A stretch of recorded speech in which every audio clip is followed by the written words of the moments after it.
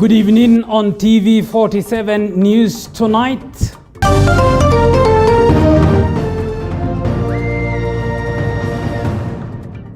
Five Indian nationals in Kibos, Kisumu County turn positive for the highly contagious Indian variant of COVID-19. They arrived in the country last week. JSC picks Court of Appeal President Justice William Ouko to replace retired Justice Jackton Ojwang as a judge of the Supreme Court. Tanzania President winds up 2 days visit to Kenya with high hopes among the business community following a series of agreements and alleviation of trade hurdles.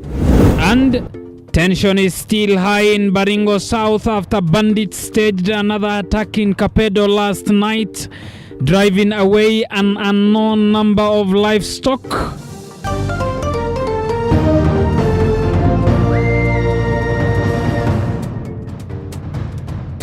And Wairimu is our sign language interpreter. Good evening, I'm Abubakar Abdullahi. Welcome to the broadcast.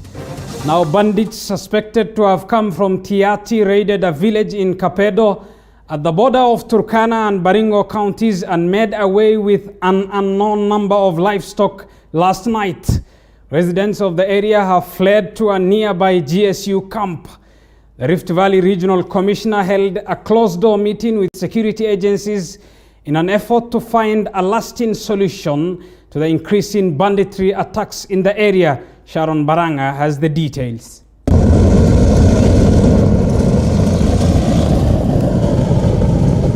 Mukutani area in Baringo South is troubled. Security in the area has continued to deteriorate following a spate of banditry attacks in the last 2 weeks. A number of residents from the area have fled their homes and are camping at GSU camps. Last night, there was an attack at Kapedo where bandits made away with a known number of livestock. Residents say they still feel unsafe in the GSU camps after 4 of the camps were attacked. After collecting their spoils, the bandits fled to Suguta Valley.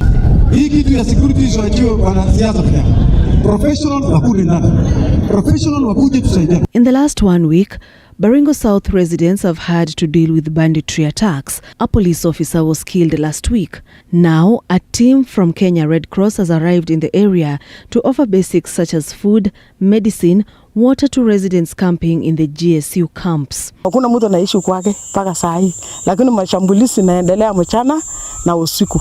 Hiyo wa mama ako na shida, haitoki kuenda kuni na hata mtu ya Mkotani atoki hata kuenda kuchota maji. Hiyo operation serikali wamesema operation inaendelea ni vyema. Hii ugaidi hapa ninajua itafika siku yao. Na sio mbali itafika siku yao. A 60-year-old man died. A baby and her mother are nursing gunshot wounds after they were attacked around 9 p.m. as they prepared to sleep. Sijui hata atafunguliwa shule na maana gani, sababu hata wakati alikuwa shule naendelea maaskari tu ndio wanachunga watoto kwa madarasa, yani kila askari yuko kwa madarasa kuchunga watoto. Today, the Rift Valley Regional Commissioner George Natembeya had a closed-door meeting with security agencies in an effort to try find a lasting solution to the increasing banditry attacks in Baringo South. The operation in Tiati to flush out bandits has remained a challenge to security agencies, who seem to be overwhelmed due to the vastness and the rugged terrain of the region, which bandits apply new tactics where they attack and flee elsewhere to attack in a bid to confuse security operations. Sharon Baranga, TV 47. Let's get to matters health, and the Indian COVID-19 strain mutation has been confirmed in Kibos area in Kisumu County after 5 Indian nationals who entered the country on Thursday from India tested positive for the strain. 18 other suspected cases of the deadly strain have been reported at the Jomo Kenyatta International Airport but are awaiting confirmation. Our health reporter Zainab Mohammed has more. Barely weeks after neighboring Uganda reported the presence of the Indian COVID-19 strain in their country, and scientists here in Kenya warned that the confirmation of the strain, the Ministry of Health has now confirmed that the strain has been picked in the western parts of Kenya, specifically Kibos area in Kisumu County. According to the ministry, 5 Indian nationals working in a fertilizer plant in Kibos area tested positive for the strain after entering the country on Thursday last week. So we've picked this in a sample of Indian travelers who are doing some work in western part of Kisumu. We have gone ahead together with the Kisumu County health team to do contact tracing and essentially ring fence that area, especially for local transmission from these initial primary contacts. The ministry further says another 18 suspected cases of the highly contagious and deadly strain have also been reported at the Jomo Kenyatta International Airport. The individuals are awaiting further tests. We conducted those tests on almost 3 plane loads or so arriving from India. And I think having done those tests, we found around 18 or so that turned out to be positive with the antigen test.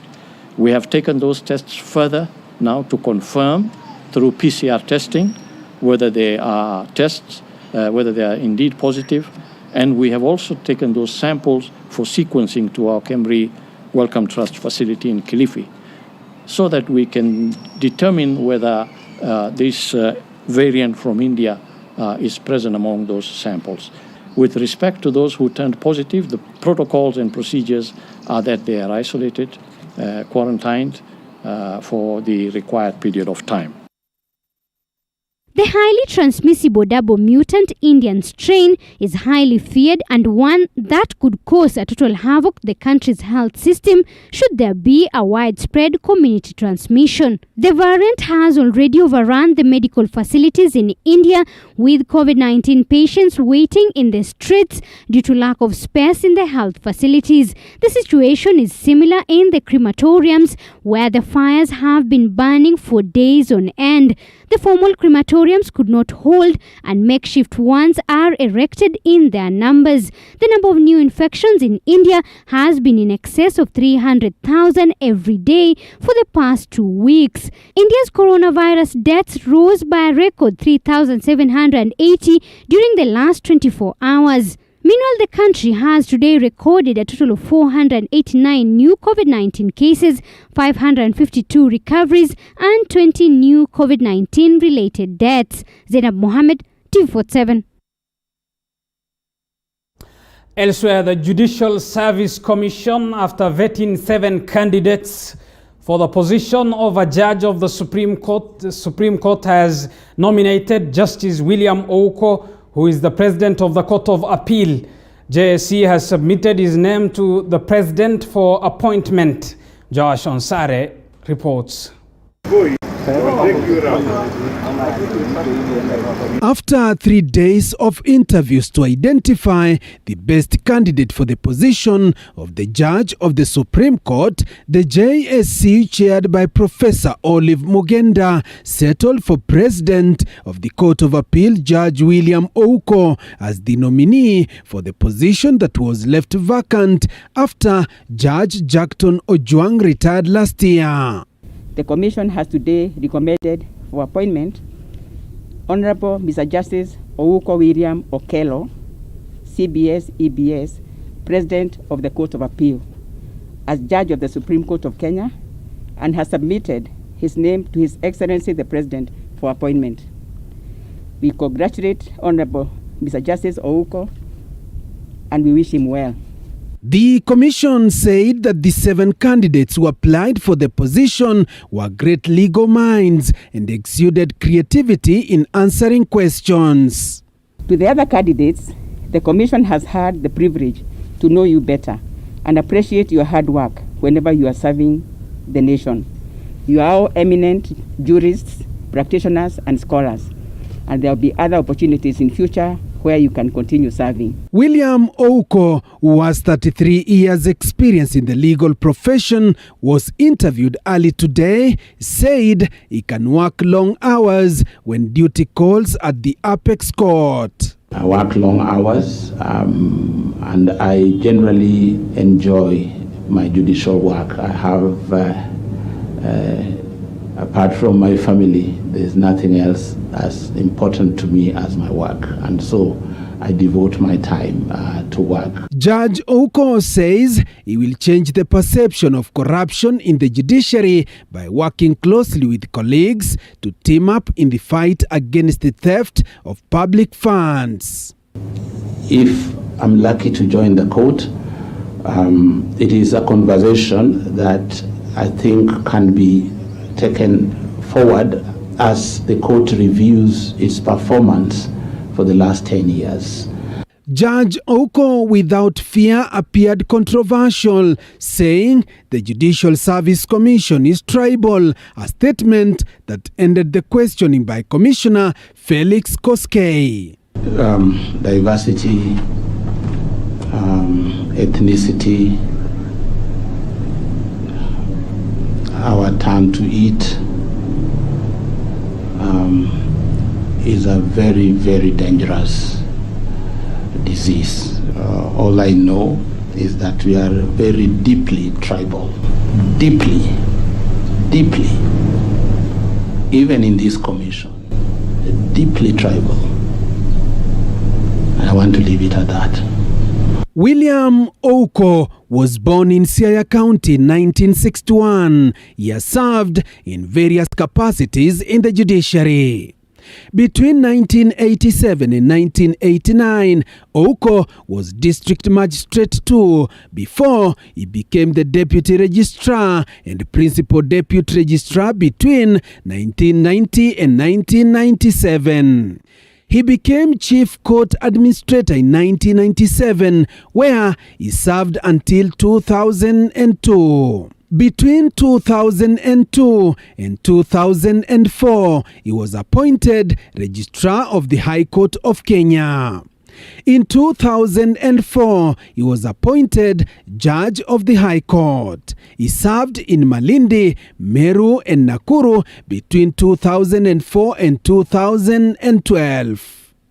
In the year 2012, Judge William Ouko was appointed as Judge of the Court of Appeal, and in 2018, he was appointed the President of the Court of Appeal, a position he is serving to date. Joash Onsare, TV 47, Nairobi. Thank you, Josh Onsare, for that report. Elsewhere, more than 20 livestock farmers in West Pokot have been left destitute after losing more than 250 cows within a period of 2 weeks. And as Daniel Masiza reports, the cows died after feeding on what is suspected to be a poisonous weed. Tuesday morning in Kapchok village, livestock farmers could not believe what was unfolding before them. 94 cows lay dead. The farmers, led by Autok Lome Ringura, now fear that the poisonous weed that covers 6,700 hectares of land may wipe out their only source of livelihood. So far, my neighbors have also lost. We are over 24 people who have lost their cows.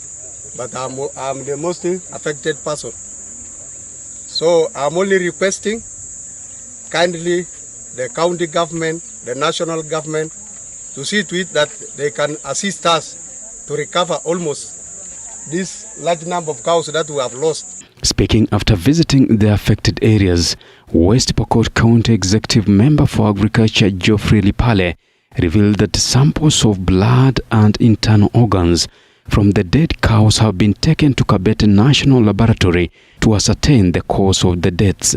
Kwa masaa 8 peke yake walipoteza mifugo 94 na mnavyoona pale hapo wote wamesanywa, wamewekwa pale kwa sababu pia tulipeana onyo kwamba nyama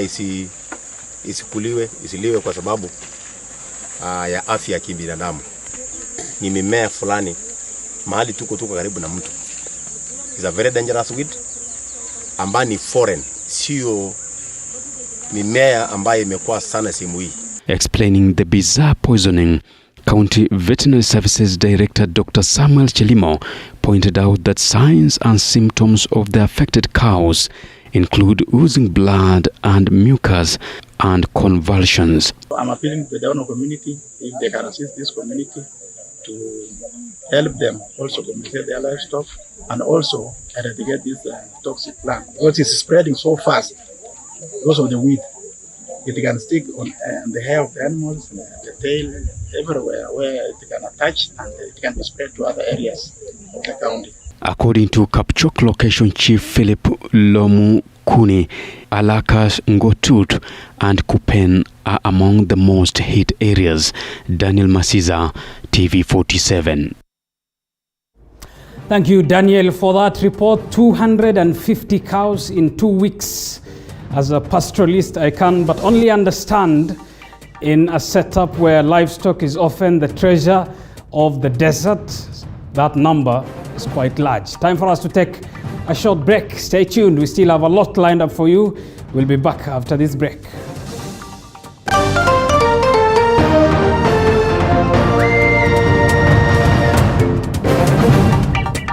You are watching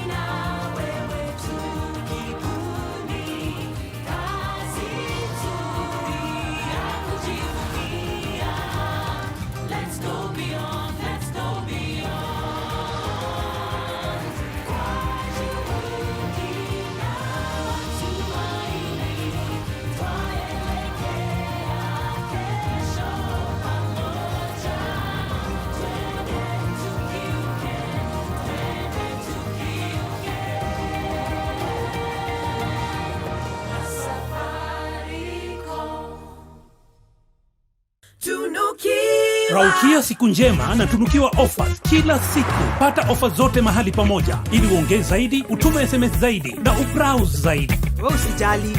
Tuma namba ya kila supplier kwa hiyo soko. Nitajua nitaongea na kila mmoja wao. Very good. Piga *444 hash utunukiwe Credo double. Raukia siku njema na tunukiwa offers kila siku. As the country gears up for possible BBI referendum and 2022 general elections. As the salvos enter too familiar territory, William Ruto will serve his 5 years term as the deputy president. Pundits Night is here to give you powerful, thought-provoking political commentaries. The mountain can produce a country. Give Moses Kuria a chance to respond. Let me ask you this. Are you not taking advantage of first my situation? You talk about the people with the ultimate power. Kikuyus will vote for somebody from outside their community to be the next president of this country. We talk to the newsmakers, the opinion shapers, and the pundits. Fair enough. I believe As we dissect everything you need to know to make an informed decision.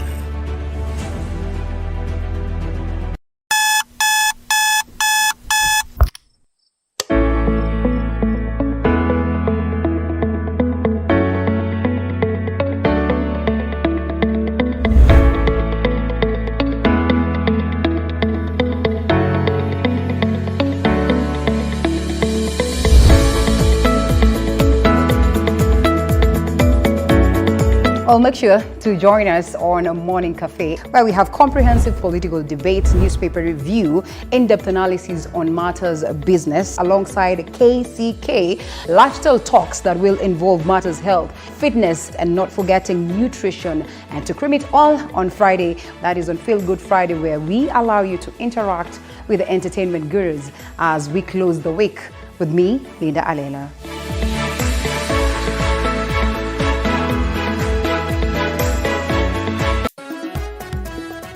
Wanasema wasemao kwamba mwenye chungu mekoni haachi kuriaria. Kipindi cha tasnia ya elimu kinavuka milima na mabonde kuwafikia wadau katika shule za msingi. Sitarudi nikotoka, ni mbele na tazamia. upili na hata vyuoni. Jina langu ni Daniel Maina. Kifungua mimba ni mtoto wa kwanza kwa familia. Jina langu ni Alisa Nyambura, mtahini wa darasa la 4.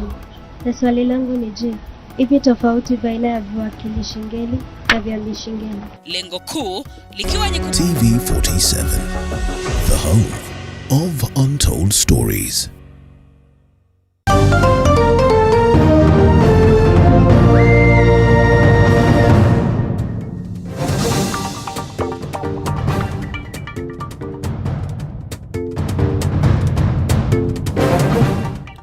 Welcome back. Thank you for staying with us. Now, in her second day in the country on Wednesday, Tanzania President Samia Suluhu Hassan and her Kenyan counterpart President Uhuru Kenyatta met business people from both countries in a forum convened to strengthen bilateral trade between Kenya and Tanzania. In the forum, stakeholders outlined a myriad of barriers and challenges that have for years riddled the smooth flow of trade between both countries.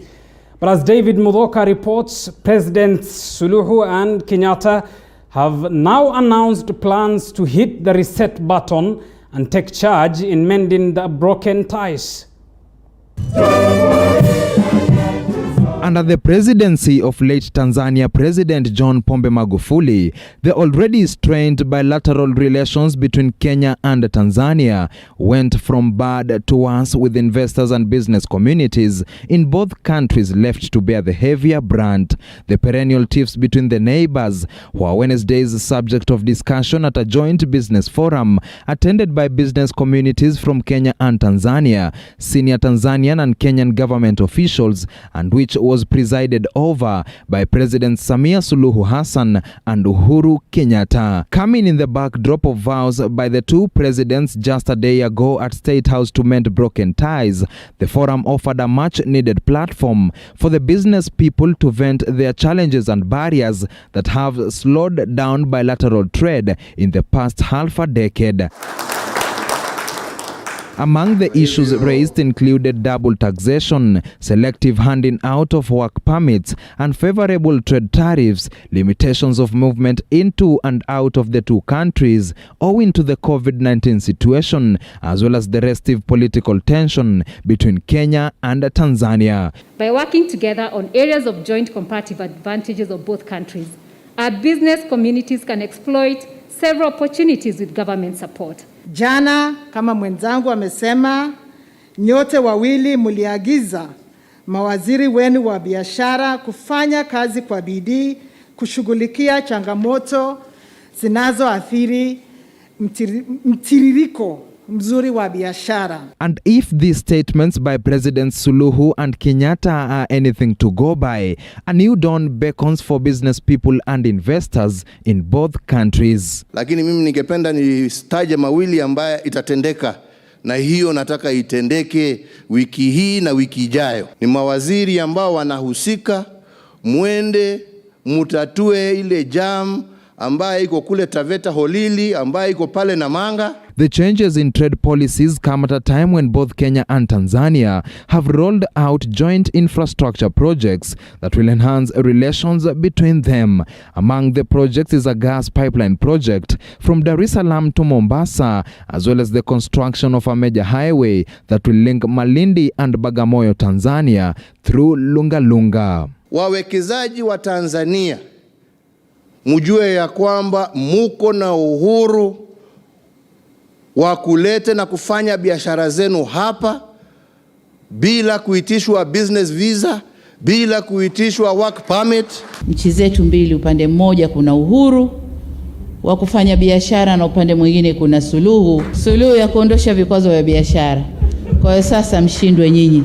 Having jetted out Wednesday evening, President Suluhu leaves with a metaphorical grin on her face, having achieved a mission that seemed a mountain too steep to climb when her airplane touched down at the JKIA on Tuesday. David Mudhoka, TV47. Wawili baada ya hotuba hizo nzuri. Now, Tanzania's President Samia Suluhu has reiterated that Kenya's ties with Tanzania cannot be broken. Addressing a joint sitting of Parliament this afternoon, President Suluhu added that the two East African countries should not be in business competition and should be working together. Our Parliamentary Affairs reporter Elizabeth Mutuku has more. President Samia Suluhu Hassan has left the country this evening after addressing a joint sitting of Parliament. It's during the address that the 6th President of Tanzania emphasized on the long ties between the two African countries that says cannot be broken. Ni nchi ya Kenya pekee ndiyo ambayo tuna jamii nyingi au nyingi zaidi zilizopo katika pande mbili za nchi zetu. Kwenye ukumbi huu wa bunge, nadhani ndani hapa kuna wakina Otieno, kuna wakina Boke, kuna wakina Namelok kama ilivyo Tanzania. Lakini pia kuna akina Kilonzo na akina Kioko kama ilivyo Tanzania.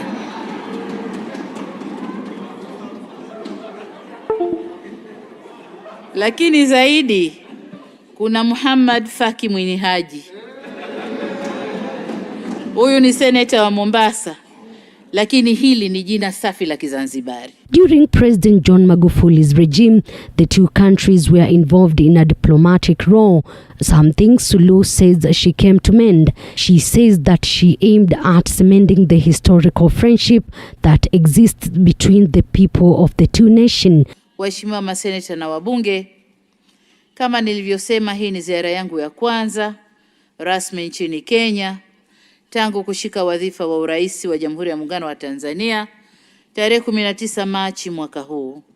Ipendeze kusema kuwa itaingia katika kumbukumbu za kihistoria kwa Kenya ndiyo nchi ya kwanza kwa rais wa awamu ya 6 ya Jamhuri ya Muungano wa Tanzania kufanya ziara rasmi. Nilikwenda Uganda lakini kwa madhumuni maalumu ya kusaini mkataba.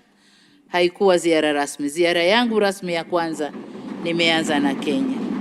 President Suluhu outlined reforms being undertaken by her administration to enhance ease of doing business and welcomed Kenyan private sector to invest in Tanzania.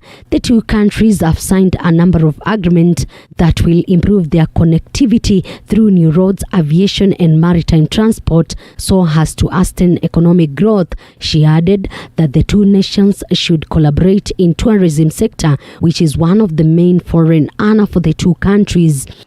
Kenya peke yake ama Tanzania peke yake inaweza kuendelea bila mwenzake. Mbaya zaidi ni kule kuamini kwao kwamba hilo linawezekana tu mmoja wetu kumwangusha mwenzake. Hawa ni watu wenye mioyo ya choyo, maono mafupi na akili mbovu. Members of Parliament terming Suluhu's visit as timely and reconciliatory. Shows somebody who's willing to, change the relationship that has been there. And indeed, Tanzanians, our brothers, were just separated by an imaginary line. So I believe that this signals the beginning of fresh relations. I think her host, His Excellency Uhuru Kenyatta, has been able to also, bring out the charm and host her in a very respectable way. She's been given all the respect, and we hope that we can change the relationship. But it's amazing that the change of leadership really changes even how people look at things, and so we look forward to that. We look forward to going more to Tanzania and to interacting more with them. President Hassan's speech, it is very conciliatory. It is looking for unity between the two countries, not only between Tanzania and Kenya, but in the whole of East Africa and Africa as a whole. So to me, that it was talking about brotherhood and about the unity and achievement of the goals of the two or the regions, the achievement of whatever they have before them. President Samia Suluhu Hassan leaves the country after 2 days visit with hope of cementing the relationship which has been messy for years. Elizabeth Mutuku, TV 47 Palm Beach, Nairobi. Well, still on President Samia Suluhu's visit, and did you notice Suluhu's different attires during her 2-day visit? From the airport to State House to an evening party, the 6th President of Tanzania was in different attires that have caught the attention of many Kenyans. Andrin Kilemi observed the details and has filed the following report. Tuesday morning, the wings of Kilimanjaro Air Tanzania wheeled down at the Jomo Kenyatta International Airport. On board, Tanzania's head of state, who was in the country for a 2-day visit. Step by step, the first female president in East Africa walked down the air stair, notably her 4 female bodyguards. 2 in full military attires, while 2 others were dressed in white and black. Ladies in black. Look at the design of the attires. Long shirts with palazzo pants and a scarf around her head. By the time she arrived in State House, she was in a different attire, same design. In one day, Suluhu changed thrice. Look keenly. The attire in which Tanzania's commander-in-chief touched down in is different from the one that her host President Kenyatta received her in. That notwithstanding, Suluhu changed into her 3rd attire at an exclusive women dinner at State House. Her 2nd day in Kenya was not any different. Long shirts, palazzo pants and a scarf around her head. Her speeches were full of humor. Wale wanyama pori wanani wale? Wanakuja kupata mimba Kenya, wanazalia Tanzania. She went ahead to challenge the members of parliament's knowledge of Swahili. Kibaba ni kipimo cha kupimia kama mchele, ngano, sembe. However, during her meeting with the business community, she addressed the audience in English contrary to what many would expect. Those who addressed the meeting found it difficult to address in Swahili. President Samia has already landed in Tanzania. Andrin Kilemi, TV 47.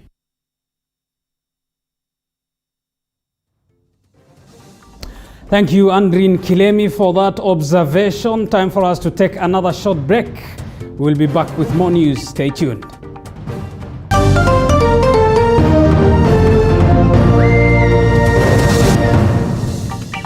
You are watching TV 47, the home of Untold Stories.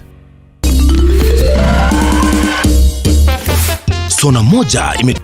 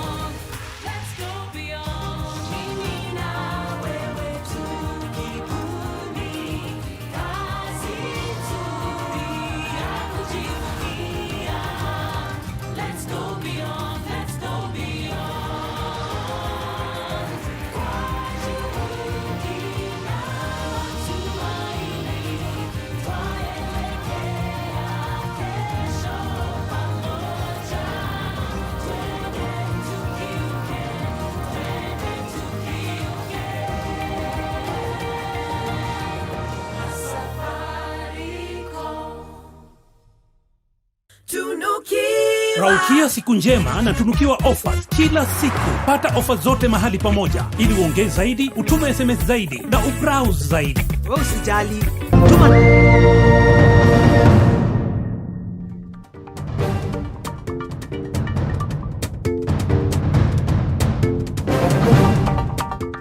Welcome back. Now, Deputy President William Ruto was not invited to either State House or the forums addressed by Tanzania's President Samia Suluhu, his office has said. Ruto instead spent the better part of Tuesday to meet religious leaders and members of county assembly from Narok County. Deputy President William Ruto was not invited to State House during Tanzania's President Samia Suluhu's visit. The DP did not attend any of her events during her 2 days visit. However, the office of the Deputy President says the second in command was not invited. Ruto instead spent the better part of Tuesday meeting religious leaders from Kiseri and Kajiado County. In his tweet, the DP said he was blessed to have joined the church in acquiring a tool for evangelization. He later held talks with a delegation of 32 MCS from Narok County later in the afternoon in his current residence. Deputy President William Ruto was not present at the State House Nairobi during the reception of Tanzania President Samia Suluhu on Tuesday. President Suluhu was received by Cabinet Secretaries Amina Mohamed and Rachel Mamo when she landed at the Jomo Kenyatta International Airport and was seen off by President Uhuru Kenyatta this evening. President Kenyatta introduced Suluhu to the Cabinet Secretaries before embarking on a private talks between the two heads of state. In July 2015, during the visit by then US President Barack Obama, the DP was in State House before things fell apart. Elsewhere, the government says it is in talks with USAID over the ongoing standoff over the ARVs. Meanwhile, the counties will redistribute the drugs to counties hard hit by the shortage. Modoni Maina now reports.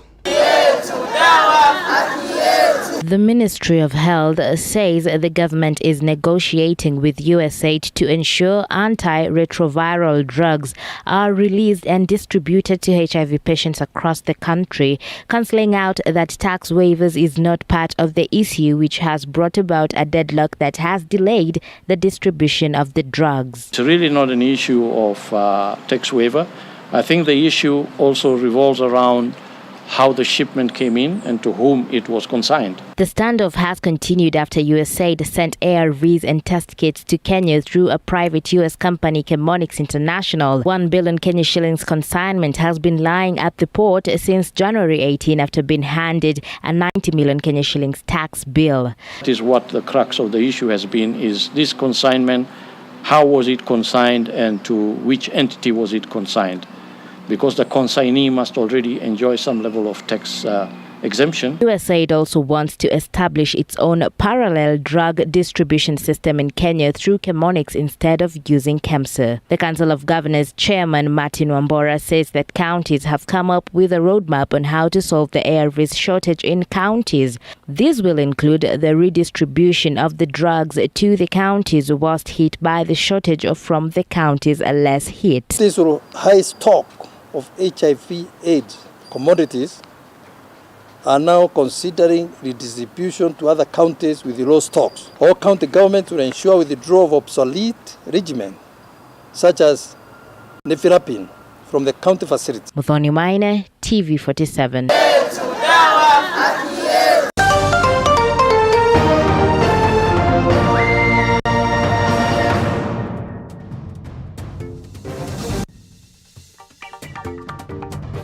Let's get to business news. And cane farmers in Western region have complained of delayed harvesting of their produce by sugar millers in the region, hence causing them huge losses. And as Violet Auma reports, farmers also want government to enforce tight regulations on sugar and sugarcane importation from the neighboring country of Uganda. Many sugarcane farmers in Western region are stranded with mature cane for months in their fields. Na hiyo miwa iko na karibu 30 months. Wameenda permit Butali, broker anataka shilingi 10,000 ndio aenda kuletea permit. Na akikuletea hiyo permit pia anataka hiyo miwa ikikatwa ikienda kuna percentage fulani atakulamu. Sasa watoto kuenda shule imekuwa shida. Sasa hizi mimi niko na miwa shambani. Iko karibu miezi 18, miwa ambayo ningekata na miezi 12.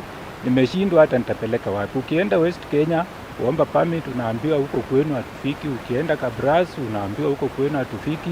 According to the Kenya National Federation of Sugarcane Farmers, Deputy Secretary General Simon Wesechere, over 20,000 acres of mature cane in the vast region is wasting away in the fields. Na market ni serikali ina flood sugar into the market. And ili hali kuna miwa ya kusiaga. Importation atukatai, you can't import sugar. You will import sugar, lakini importation must be controlled. Farmers who were initially contracted by Mumias Sugar Company decided to take their produce to other millers after the closure of the company. Wale viongozi wetu ni kama hawako interested na ufufuzi wa hii kampuni, because wangekuwa hawako interested kufikia sasa at least tungekuwa tunaona hiyo dalili. Lakini saa hizi hata ukienda kwa hiyo factory premises ni nyani, ni nini, yani ni nyasi tu. Farmers say importation has made their cane lose market, hence plunging them into losses. Iangalie bei, iangalie vile mkulima anaweza saidiwa ili akikata miwa yake apate bei mzuri.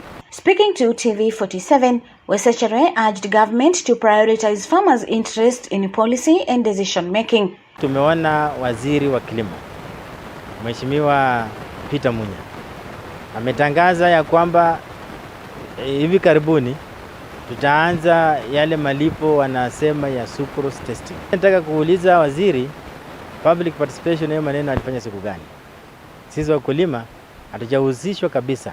Hizi varieties ambazo tuko nazo, wakati wanasema kwamba wataanza hii mambo ya sucrose testing, na hawajahamasisha wakulima, hawajaleta hizo mbegu, aina ya mbegu ambayo iko na hiyo sukari mingi ambayo tunatarajia wakulima tupande, then hiyo itakuwa hasara kabisa. Violet Auma, TV47, Kakamega. Now, the Bar, Hotel and Liquor Traders Association have started a Bar Kumi initiative, a program aimed at showing their commitment in the fight against the spread of COVID-19. Lekishon Laban has that story. Speaking in Kiambu earlier today, the officials of bar owners dismissed the notion that they are the group that is not willing to comply with the government's COVID-19 containment measures. Among the measures they have already taken includes a Bar Kumi initiative, under which they are urging their members to strictly adhere to the guidelines to curb the spread of COVID-19. Na pia tumetengeneza sheria zetu za ndani ambazo tunazita self regulation, ambaye ni kitu tunaita Bar Kumi, kuhakikisha ya kwamba sheria zote zinafuatwa.